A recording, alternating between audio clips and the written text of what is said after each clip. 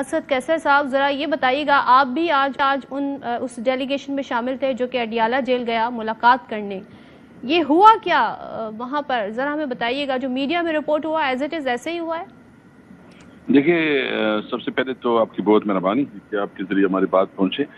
آج ہم نے اسلام آباد ہائی کورٹ سے آرڈر لیا ہوا تھا اور جسٹس اعجاز اسحاق صاحب نے جو ہے نا ایک واضح آرڈر دیا تھا کہ ان کی میٹنگ کر کے سپرڈنٹ جیل کو، اور سپرڈنٹ جیل نے ایفیڈیوٹ داخل کیا تھا کہ ہم جو ہے نا اس کی ملاقات کروائیں گے منگل کو۔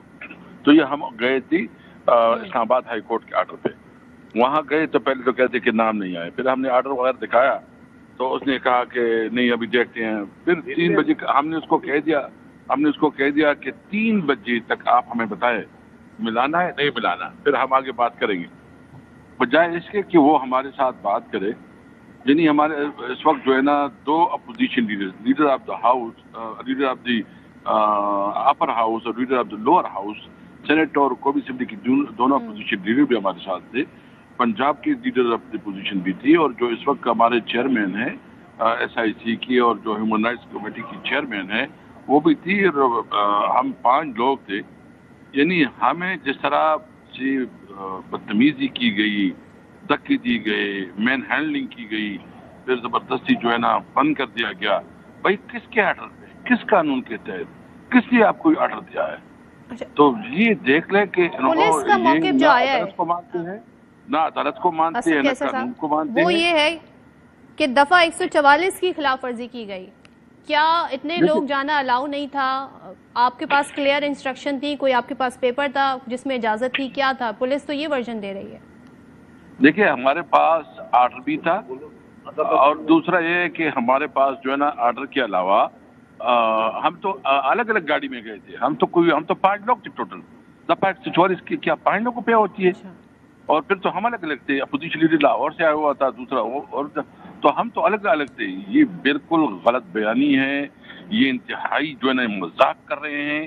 یہ جو مریم اور شہباز شریف نے اس کو اپنا باپ کا ملک سمجھا ہوا ہے، یہ جو IGP ہے جو اپنے آپ کو IG کہتے ہیں اور ڈاکٹر کہتے ہیں، مجھے تو سمجھ نہیں کس قسم کا ڈاکٹر ہے۔